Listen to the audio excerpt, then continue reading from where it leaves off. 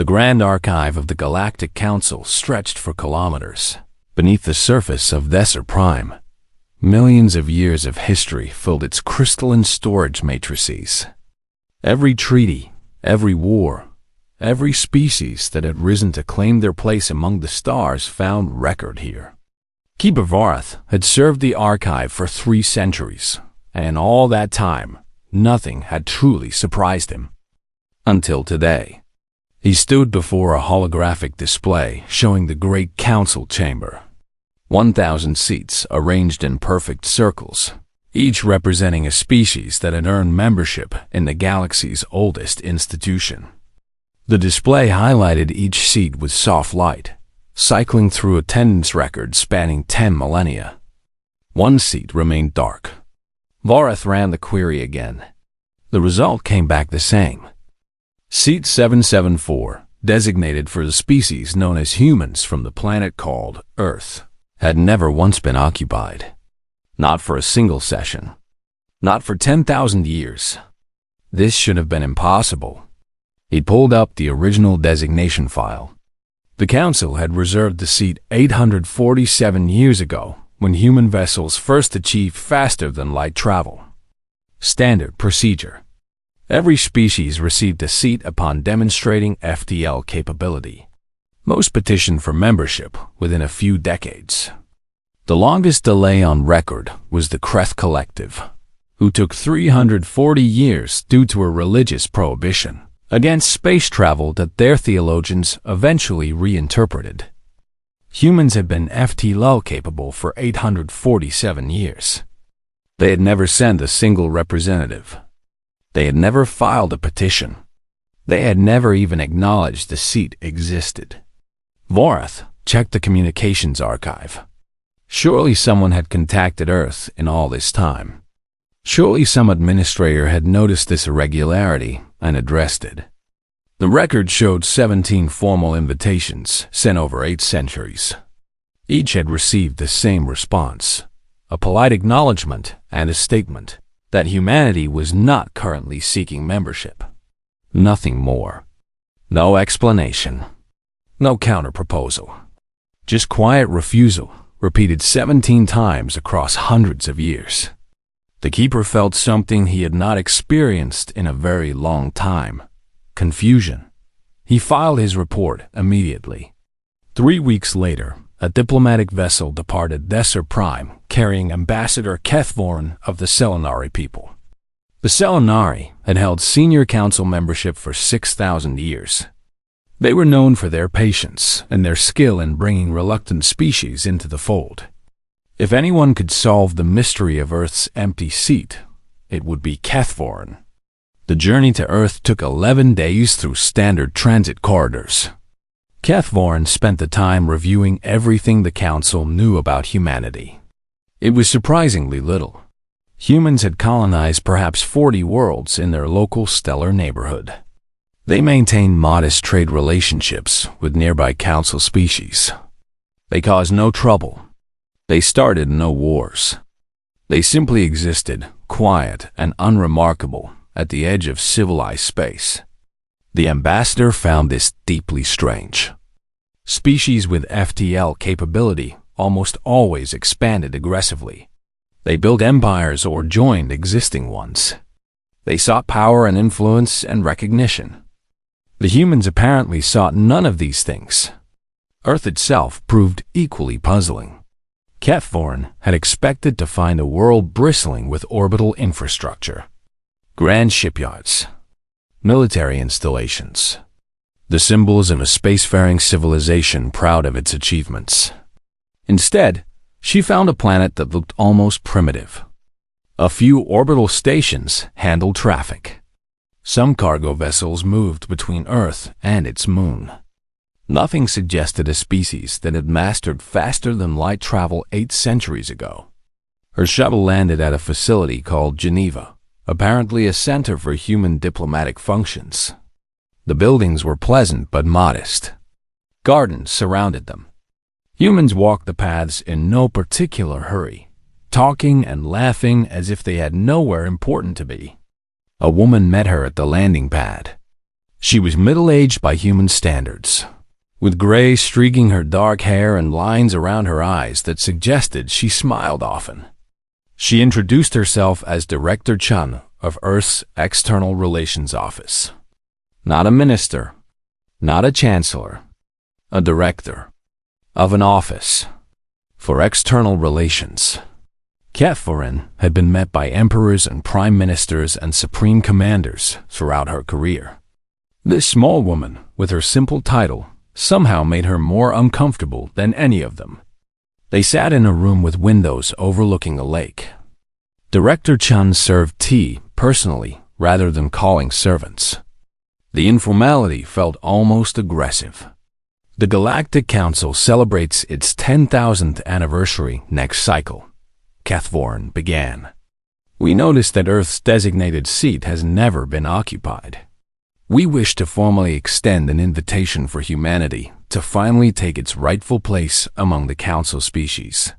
Director Chun sipped her tea. Her expression remained pleasant, but something flickered in her eyes. Amusement, perhaps. That's very kind of you, she said. Please convey our appreciation to the Council. Catherine waited. Surely more would follow. An acceptance. A negotiation.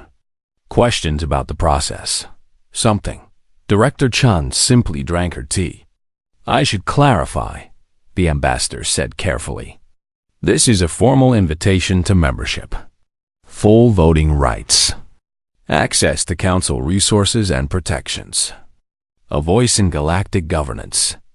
Yes, I understood, Director Chun said. And as I said, we appreciate the gesture. But you decline. We're not currently seeking membership. The same words from the archive records. Catherine felt a flash of frustration and suppressed it. May I ask why? The Council offers substantial benefits. Trade agreements. Mutual defense pacts. Technological exchange. Most species consider membership highly desirable. Director Chun set down her cup. She looked at the ambassador with an expression that seemed almost kind, as if she were explaining something to a child who could not quite grasp an adult concept. Ambassador, humanity is grateful for the Council's interest, but we've been quite busy these past few centuries. Our priorities lie elsewhere. I hope you can understand. Busy with what, exactly? Catherine asked. She gestured toward the window, toward the modest orbital presence visible as faint lights in the daytime sky. Forgive me, but your civilization appears rather quiet for a species with 8 centuries of FTL capability. Something changed in Director Chun's eyes. The amusement deepened. Appearances can be deceiving, Ambassador, but I wouldn't want to bore you with our little projects. Is there anything else the Council wished to discuss? The meeting continued for another hour, but Catherine learned nothing more. Director Chun remained unfailingly polite and completely unhelpful. She deflected every question with vague pleasantries. She offered no explanations and asked for nothing. When the ambassador finally departed, she felt as if she had tried to grip water. A report to the Council emphasized her confusion. Earth showed no signs of the ambition that typically drove spacefaring species. They had no visible military to speak of. Their colonies were few and far between. Yet they refused membership in the galaxy's most powerful institution without offering any reason. The Council debated for several sessions. Some argued that humanity was simply strange, an outlier species with peculiar values. Others suggested they might be hiding something. A faction proposed simply forgetting the matter entirely. Humans caused no trouble. Why waste resources on species that wish to remain irrelevant? But Keeper Vorath had continued his research, and what he found changed everything. He presented his findings to an emergency session of the Senior Council. The chamber fell silent as he spoke. 17 ships have vanished in Sector 449 over the past century, he said. Council investigators found no wreckage and no explanation. Sector 449 is listed in our records as empty space, navigationally hazardous, economically non-viable. He changed the display. Trade vessels from the Merchant Consortium have reported unusual goods appearing in frontier markets. Advanced medical technology, agricultural innovations, materials with properties our scientists cannot explain. The goods have no origin stamps, no customs records. They simply appear. Another display change. Most troubling of all. Our intelligence service intercepted communications from a species called the Veth. The Veth homeworld sits in what we consider a marginal system. They achieved primitive space travel approximately 2 centuries ago. They should not have FTL capability for another millennium at least. The senior council members shifted uneasily. Last month, a Veth vessel appeared in council space using a drive system we do not recognize. When questioned, the Veth pilot expressed confusion. He asked why we were surprised. He said his people had been traveling the stars for 150 years. Impossible, one of the senior counselors said. We would have noticed their development. We did not, Morath said, because the Veth did not develop FTL technology themselves. They were given it by members of something they called the Human Cooperative. The chamber erupted in noise. Vorath waited for it to subside. The Human Cooperative, he continued. An organization that, according to every record we have, does not exist.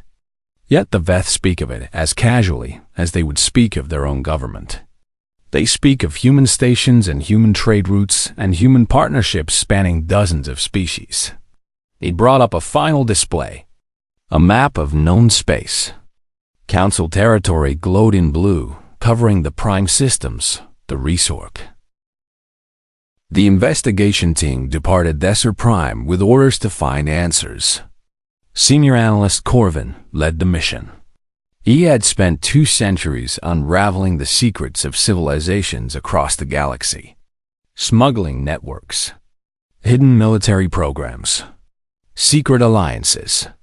Nothing had ever escaped his careful methods. He expected this mission to take perhaps 6 months. Humanity was a small species with limited reach.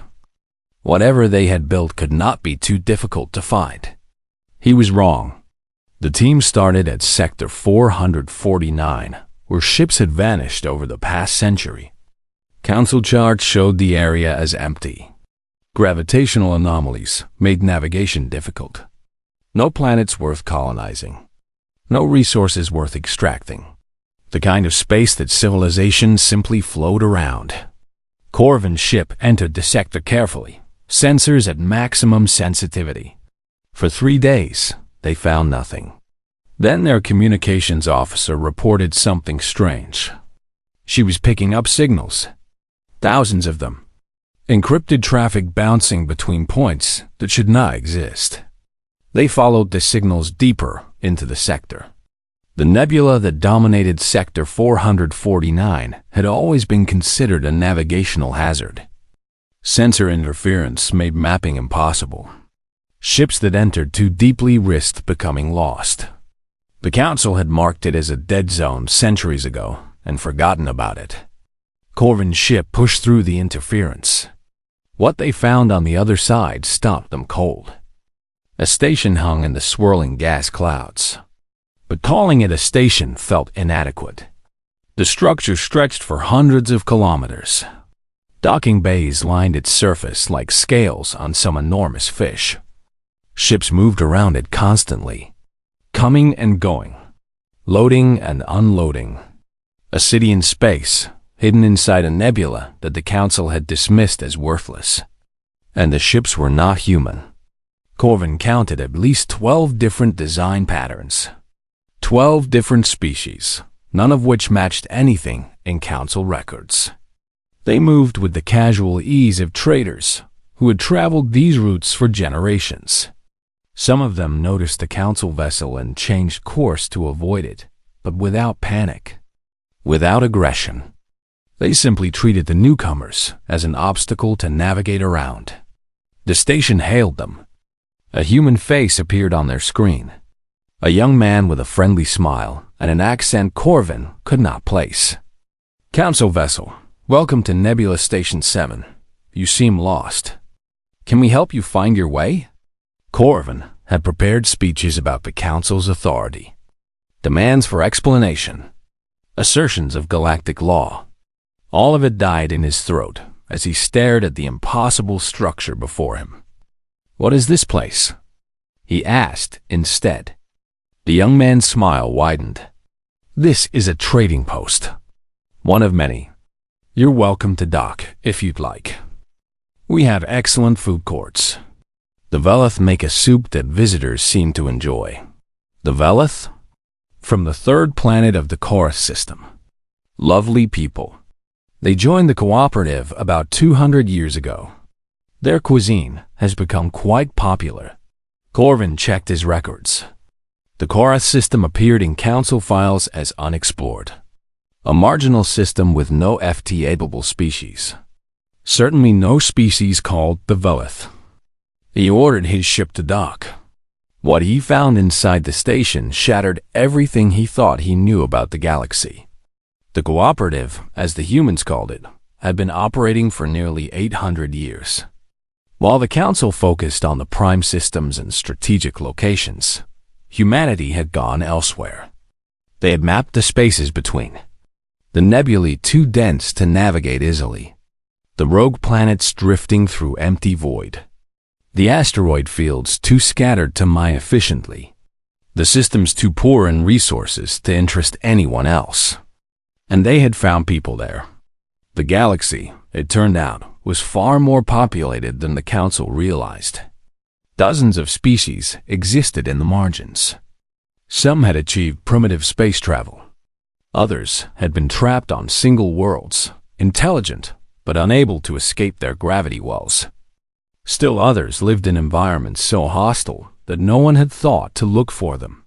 Humanity found them all. The humans had not conquered these species. They had not demanded tribute or obedience. They had simply offered a choice. Technology in exchange for nothing but friendship. Trade routes that benefited everyone equally. A network of mutual support that grew stronger with each new member. Corvin spent weeks on Nebula Station 7, interviewing residents and reviewing records. The picture that emerged amazed him. The Velith had been a pre-industrial civilization when humans first contacted them. Within 50 years, they had orbital capabilities. Within 100, they were building their own FTL ships. The humans had given them the knowledge freely and asked only that they pay it forward when they found others who needed help. The Kreth had lived on a world with crushing gravity, unable to develop space technology because their launch requirements were impossible to meet. The humans had designed gravity compensation engines specifically for them. Now Kreth ships traveled throughout the cooperative, their crews valued for their strength and endurance. The Singing People, as they were called, existed as beings of pure energy in the hearts of stars. The Council had never even imagined such life could exist. The humans had found a way to communicate with them. And now the Singing People helped power stations throughout cooperative space. Species after species. Story after story. Humanity had spent 8 centuries building something unprecedented. Not an empire held together by force, but a community held together by gratitude and mutual benefit. Corvin asked a human administrator how they managed it all. The woman laughed. "We don't manage anything," she said. "That's the point. Every species runs its own affairs. We just maintain the communication networks and help resolve disputes when asked. No one is in charge. No one wants to be. But someone must make decisions," Corvin insisted. Large organizations require leadership, hierarchy, command structures. The woman shrugged. Why? Corvin had no answer.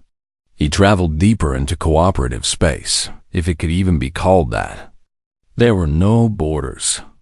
No territorial claims. Just networks of trade and communication and friendship spreading through the forgotten corners of the galaxy. He visited a rogue planet that had been converted into a mobile habitat.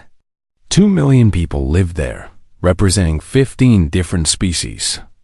The planet moved constantly, following trade routes and avoiding hazards. Its inhabitants seemed perfectly happy. He toured a manufacturing center built inside an asteroid field.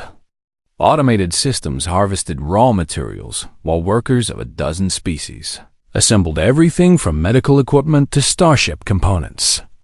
The goods flowed out to wherever they were needed, priced fairly, and distributed efficiently. He observed a conference where representatives from 30 species debated environmental policies for a shared star system. The debate was passionate and sometimes heated, but no one threatened violence. No one tried to impose their will through force. They argued until they reached consensus, and then they moved forward together. The council resolved disputes through power. The strongest voices won. The weaker species accepted decisions made above them. It had always been this way. Corvin had never questioned it. Watching the cooperative work, he began to wonder if there might be another way. His investigation took not 6 months, but 2 years. When he finally returned to Thesser Prime, his report ran to thousands of pages. The senior council read it in stunned silence. The human cooperative was not a rival power. It was something far more dangerous. It was proof that the council's entire model of civilization was not the only option. For 10,000 years, the council had assumed that hierarchy was necessary. That power must flow from the top down. That species must compete for position and influence. The humans had rejected all of it, and they had built something that worked. One of the senior counselors spoke the thought that everyone was thinking. If this becomes widely known, our own junior members may start asking questions. They may wonder why they accept their place in our hierarchy when alternatives exist. It may already be too late for that, Corvin said quietly. The cooperative has been operating for 8 centuries. Thousands of species know about it. Some of our own member species have been trading with them secretly for generations. The chamber fell silent. Another counselor raised the obvious solution. Then we must act. If the cooperative threatens our stability, we must eliminate the threat. Our military capabilities far exceed anything the humans possess. Corvin shook his head. I thought the same thing initially. But the cooperative has no center to strike, no capital to capture. Their stations are mobile. Their networks are distributed. Even if we destroyed every human world, the cooperative would continue. The other species would maintain it. The idea would survive. Then what do you suggest? Corvin had spent 2 years thinking about this question. He had watched the cooperative function.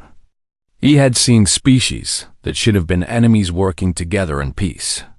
He had witnessed something that should have been impossible. I suggest we listen, he said. The humans built this because they saw something wrong with how we do things. Maybe they're right. Maybe our way isn't the only way. Maybe it isn't even the best way. The senior council dismissed him. His report was classified at the highest level. Orders went out to suppress any discussion of the cooperative within council space. But information has a way of spreading. Traders talked. Diplomats whispered. The junior species of the council, those who the invitation arrived through channels the council did not know existed. One moment the communication screens were empty. The next, a message appeared on every senior counselor's private terminal simultaneously. No one could explain how. The text was simple. The human cooperative requested the pleasure of the Galactic Council's presence at a conference to discuss the future of galactic civilization. Coordinates followed. A date 3 months away. No demands. No conditions. Just an invitation, delivered with the casual confidence of someone who knew it would be accepted. The council debated for weeks, Some argued they should ignore it entirely. Acknowledging the cooperative would grant it legitimacy it did not deserve. Others insisted they had no choice. Information about the cooperative was spreading despite their efforts to contain it. Junior member species were asking questions. Trade patterns were shifting in subtle but noticeable ways. Pretending the cooperative did not exist was becoming impossible. In the end, they sent a delegation. 3 senior counselors representing the oldest and most powerful member species. A security detail of 50 soldiers. A fleet of warships that would wait at the edge of the coordinates, ready to intervene if necessary. The journey took them through space the Council had always considered empty. But now they saw it differently. Every nebula might hide a station. Every asteroid field might contain a settlement. The darkness between stars no longer felt empty. It felt full of things they had never bothered to look for. The coordinates led to a region that Council maps labeled simply as void. No stars for light years in any direction. Nothing worth visiting. Nothing worth claiming. Except there was something there. The station appeared on their sensors slowly, as if it were choosing to reveal itself. It hung in the absolute darkness, lit from within by warm light that spilled from thousands of windows.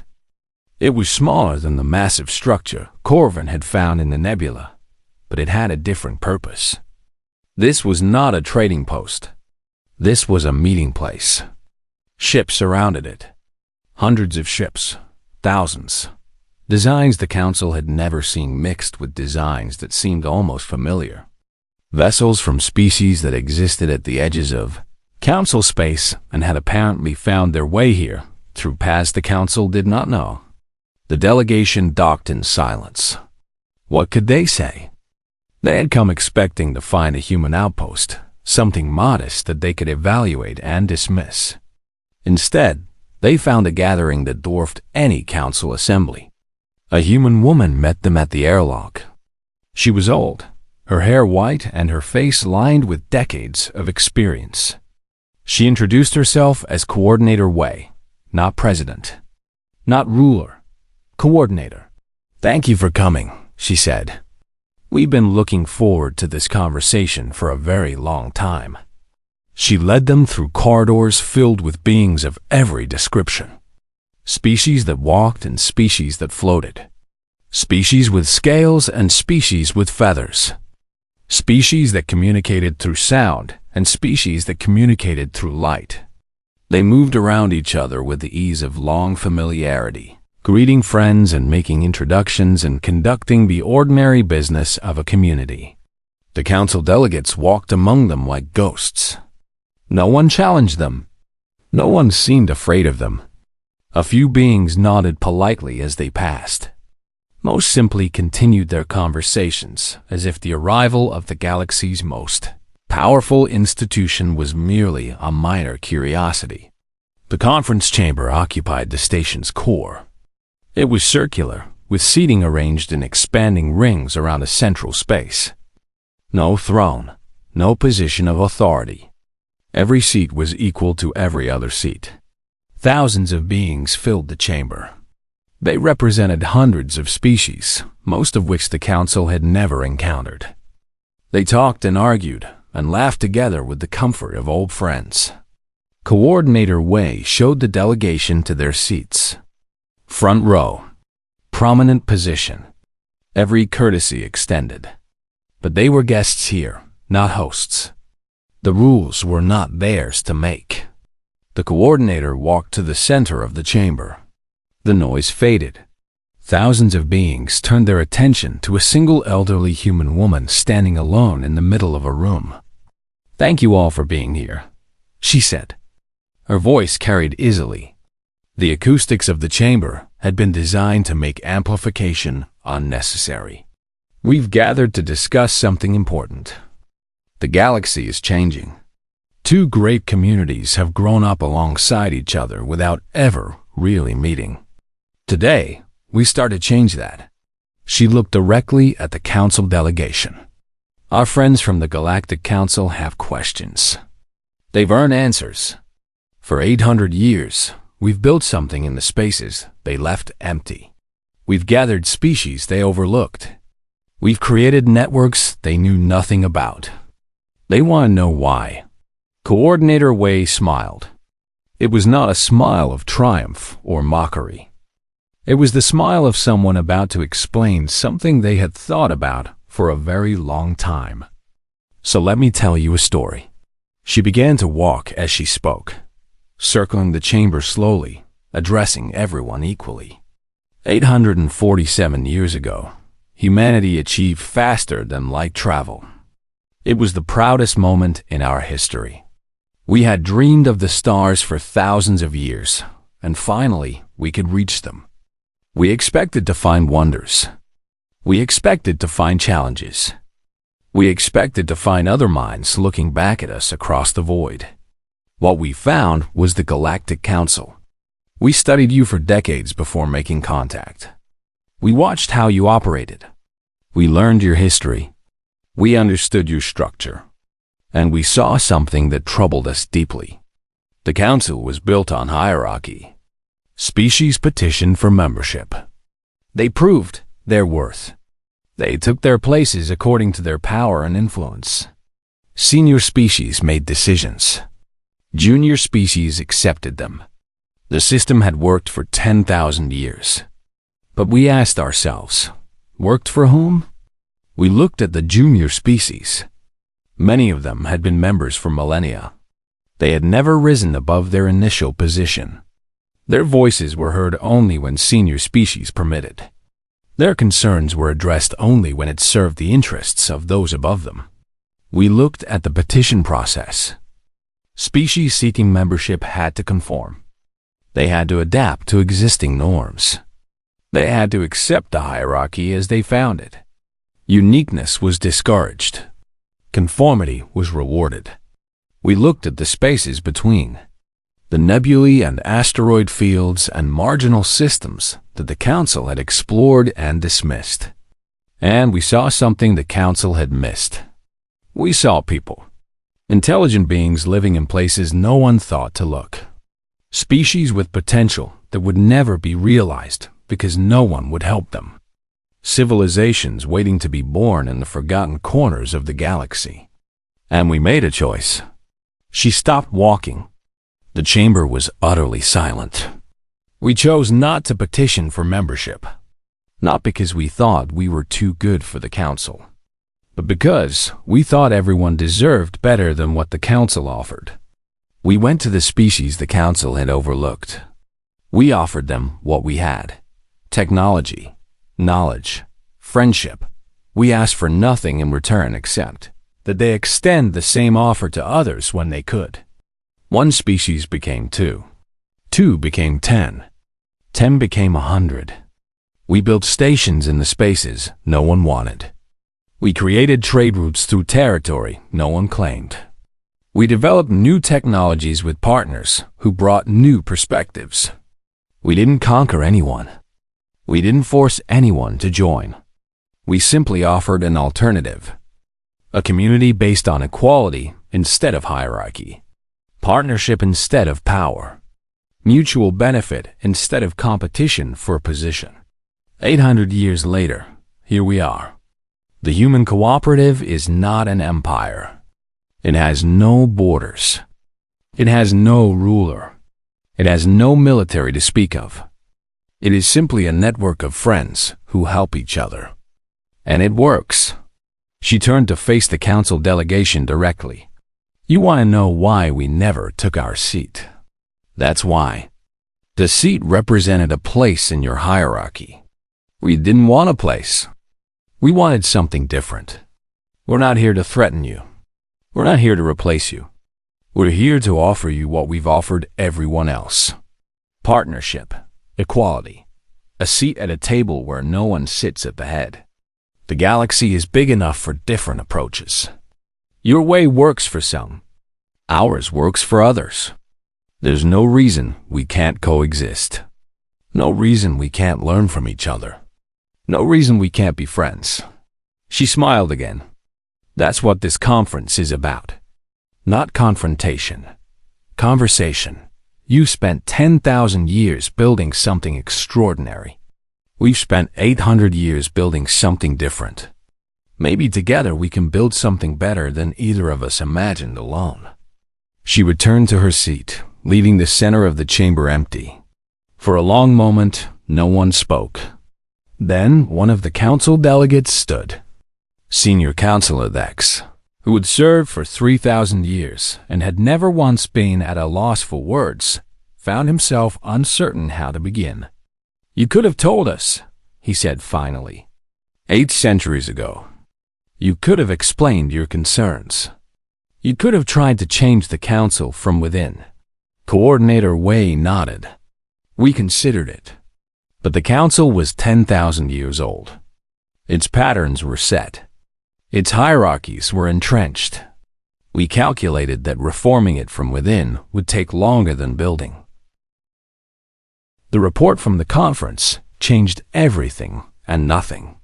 Officially, the council maintained its position. The cooperative was an unauthorized organization operating outside proper galactic governance. Its methods were unconventional. Its structure was chaotic. It posed no immediate threat but bore watching. Unofficially, the galaxy was already transforming. Council delegates who had attended the conference returned to their homeworlds with stories. They spoke of species working together without hierarchy. They described stations where everyone had an equal voice. They shared technologies that solved problems their own scientists had struggled with for centuries. The stories spread. Junior member species began asking questions that had never been asked before. Why did they accept their positions in the hierarchy? Who had decided which species were senior and which were junior? What would happen if they simply stopped participating in a system that kept them subordinate? The council scrambled to respond. Emergency sessions convened. Proposals flew back and forth. Some argued for military action against the cooperative, but Corvin's report had made clear how futile that would be. Others suggested reforms, superficial changes that might quiet the growing unrest without fundamentally altering the power structure. In the end, they chose denial.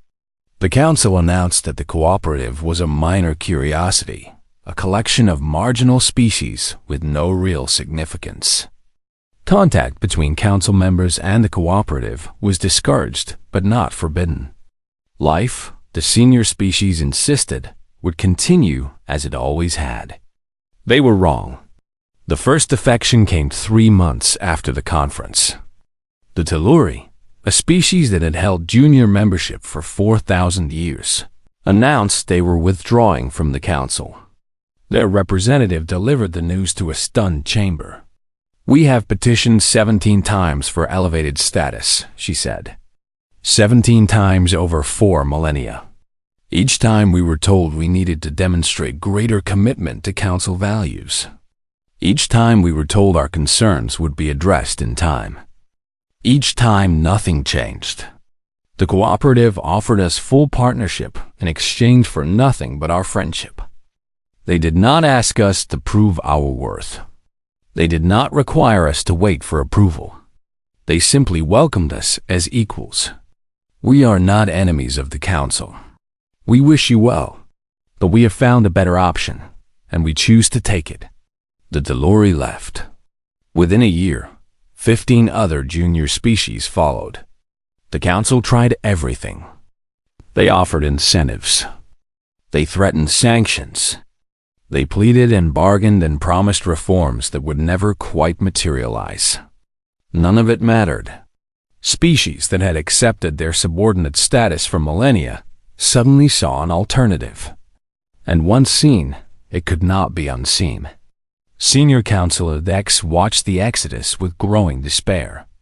He had served the council for 3,000 years.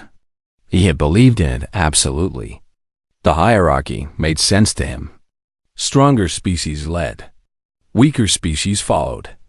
This was the natural order of things. But watching species leave, watching them choose equality over security, Watching them reject everything the council offered in favor of something he could barely understand, he began to wonder.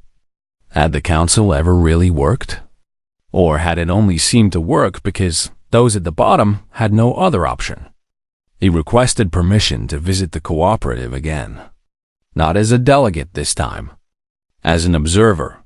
He wanted to understand what made species choose this strange, leaderless alternative over the stability the council provided. His journey took him across the galaxy. He visited stations in nebulae and outposts on rogue planets. He toured manufacturing centers and attended community meetings. Everywhere he went, he asked the same question. Why do you prefer this? The answers varied, but a theme emerged. A Kreth engineer explained it simply. In the council, my people were valued for our strength. We were laborers, workers, useful but not respected. Here, my ideas matter as much as my muscles. I help design the gravity compensation systems we use. My name is on the patents. My children will benefit from my innovations. That never would have happened under the council. A singing person, communicating through carefully modulated radiation from within its stellar home, expressed something similar. The council did not know we existed. When they learned of us, they classified us as a curiosity, an anomaly. We had no seat because we had no physical form to sit in it. The humans found a way to include us. They built interfaces that let us participate in their networks. They valued our perspectives because they were different, not despite it. A young human woman on a remote agricultural station offered perhaps the clearest explanation. My grandmother helped found this settlement. She was a farmer from a small town on Earth. Nobody special. Nobody important. When she came here, she had ideas about irrigation systems adapted from Earth technology. The Velith she worked with had ideas about nutrient cycling from their homeworld.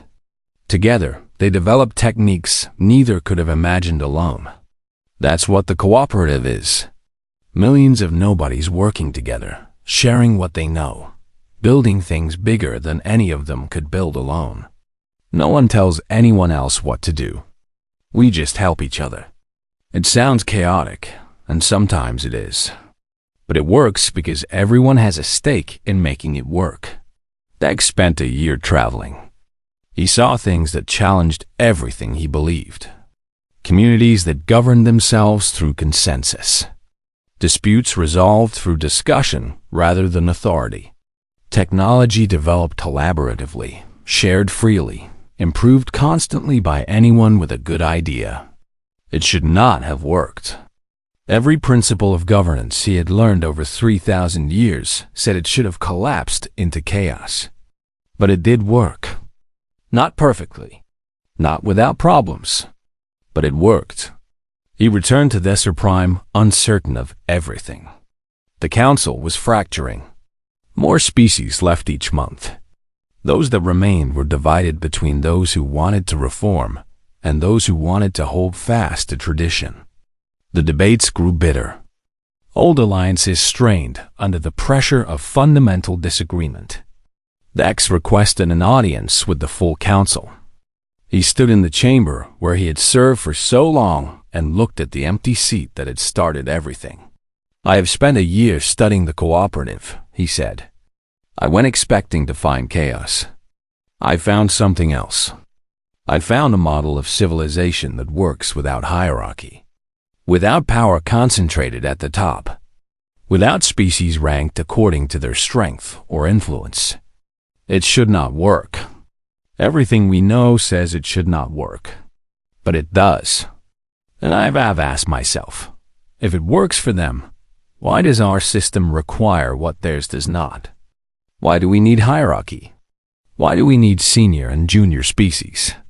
Why do we need someone at the top making decisions for everyone below? The chamber was silent. I think the answer is, we don't. We never did. We simply assumed we did, because that was how things had always been done.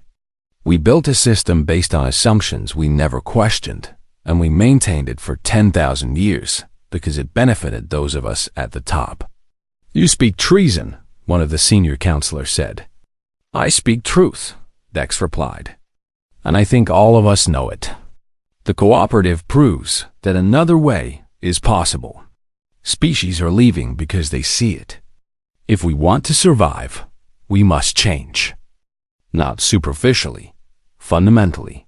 We must become something new, or we will become nothing at all." The vote that followed was the closest in council history. By a margin of 3, the council chose to open formal negotiations with the cooperative. Not to absorb it, not to regulate it, to learn from it, to explore whether the two systems could coexist and perhaps even merge into something better than either. The announcement sent shockwaves through the galaxy.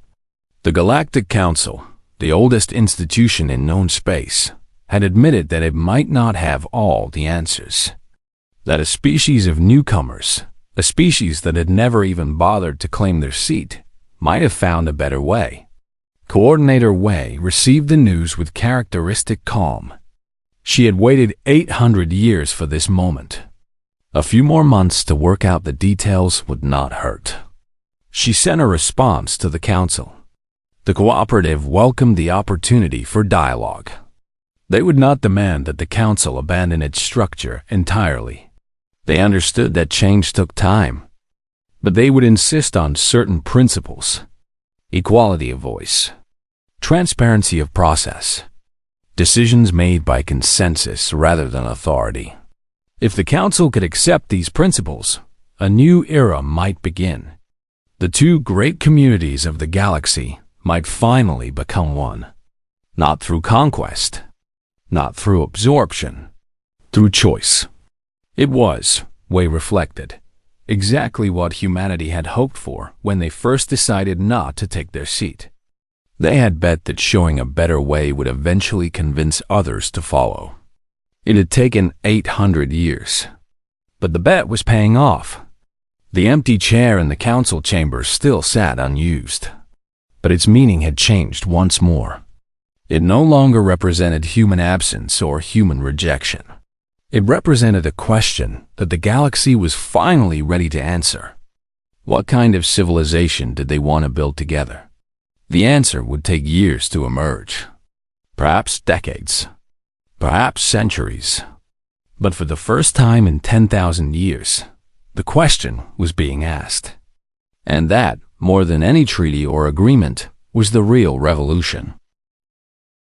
Somewhere in a nebula that still did not appear on council maps, a young human looked out at stars that are 50 years past. The negotiations between the Galactic Council and the human cooperative proved to be the most complex, diplomatic undertaking in galactic history. Every assumption had to be examined. Every tradition had to be questioned. Every species had to find its voice in a conversation that would reshape civilization itself. There were setbacks. Factions within the council fought against change, clinging to hierarchies that had elevated them for millennia. Some cooperative members distrusted the council entirely, arguing that partnership with an organization built on inequality would corrupt everything they had built. Progress came slowly, measured in small agreements and careful compromises. But progress came. The first major breakthrough was the Assembly of Equals, a new institution, separate from both the council and the cooperative, where any species could send representatives regardless of their membership in either organization. The assembly had no authority to make binding decisions. It was simply a place to talk, to share ideas, to build understanding across the divide. Within a decade, the assembly had become the most important gathering in the galaxy. Species that had never interacted found common ground. Technologies were shared. Cultures were exchanged. The old boundaries between council space and cooperative space began to blur as trade routes expanded and communication networks merged. The council itself transformed slowly. The hierarchy remained, but its meaning changed. Senior species no longer commanded. They advised. Junior species no longer obeyed. They participated. The petition process was abolished. Any species that wanted membership could simply join. The ranks meant less and less with each passing year until they became purely ceremonial, historical artifacts preserved for tradition rather than power. The cooperative changed too. As it grew larger, it developed more formal structures. Coordination became more complex. Decision-making required more organization. Some worried that they were becoming too much like the institution they had originally rejected. But the core principle remained. No one species ruled. No one voice outweighed others. Consensus was difficult and sometimes impossible, but it was still the goal. 50 years after the first negotiations began, a ceremony was held in the old council chamber on Nesser Prime. Representatives from every known species in the galaxy attended, physically or virtually. The chamber had been renovated. The concentric rings of seats remained, but they had been rearranged. No section was higher than another. No position conveyed special status.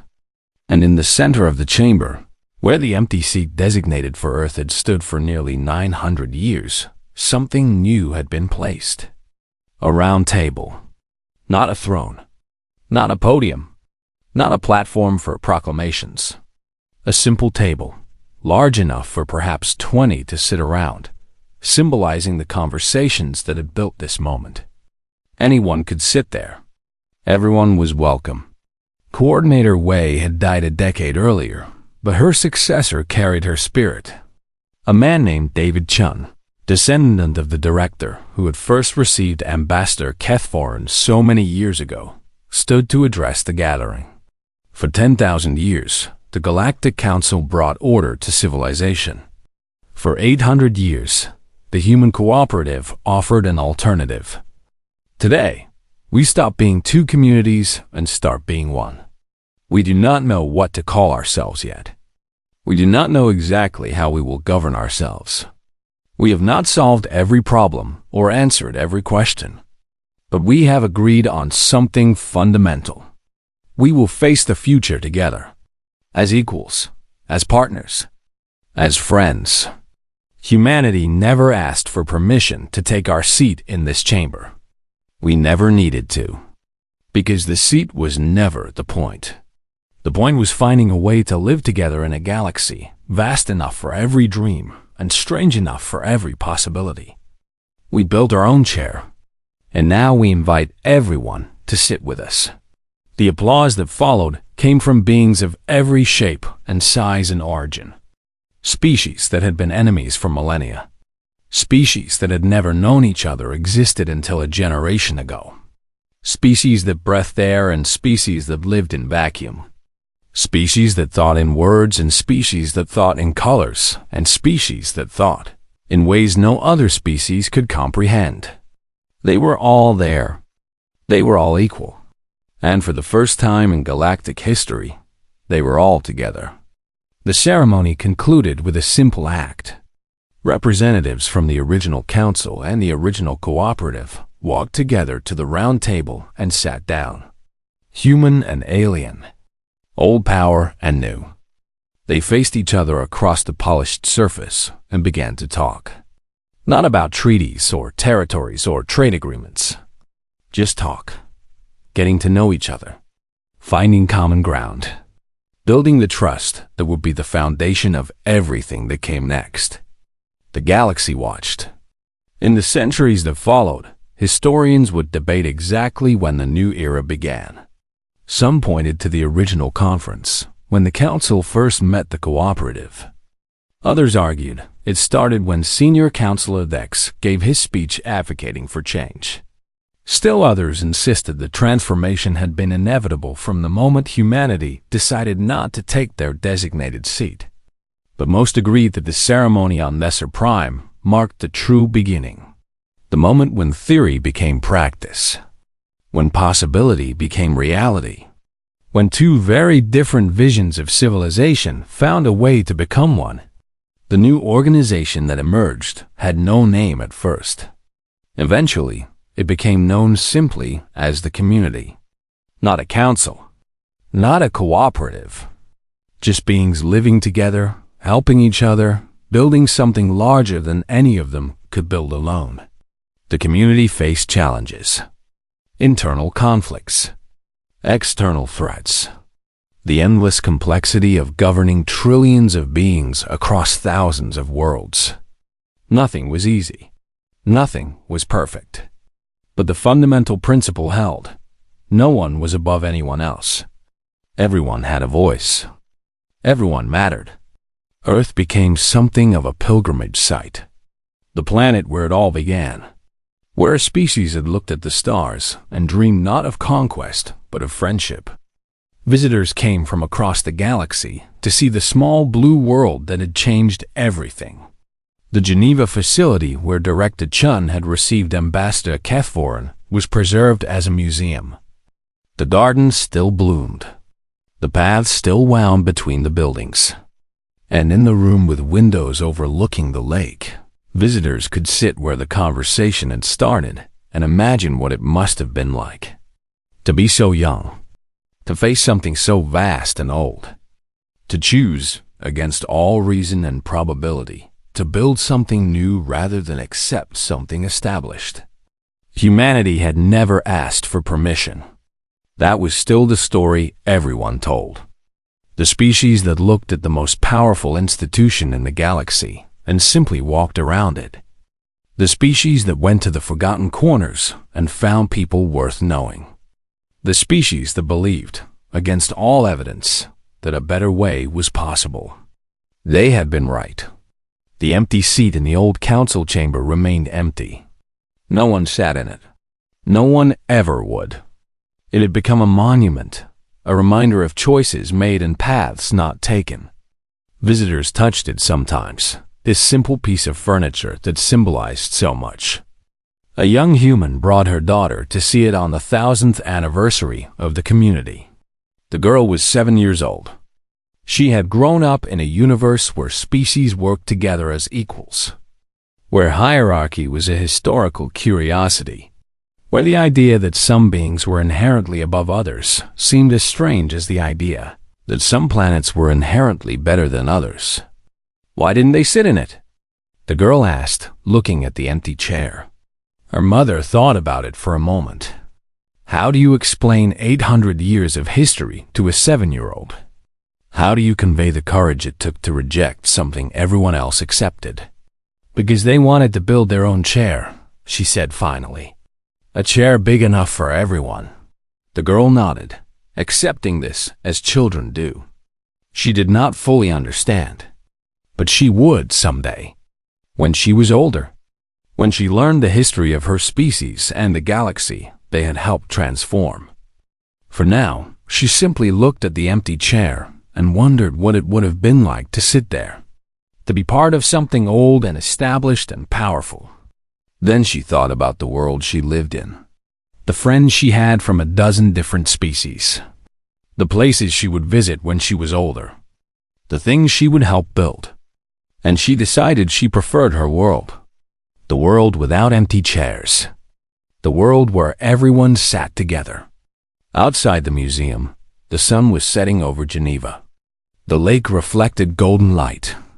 Ships moved through the sky, coming and going from 100 different worlds. Somewhere out there, in the endless darkness between stars, stations hummed with activity, and beings of every kind worked together on problems none of them could solve alone. The galaxy was vast and strange and full of wonders. And humanity, the species that never asked for permission, had helped make it a little bit better. That was enough. That was everything. Mava's everything. The girl took her mother's hand, and they walked out into the evening, into the world they had inherited, into the future they would help create.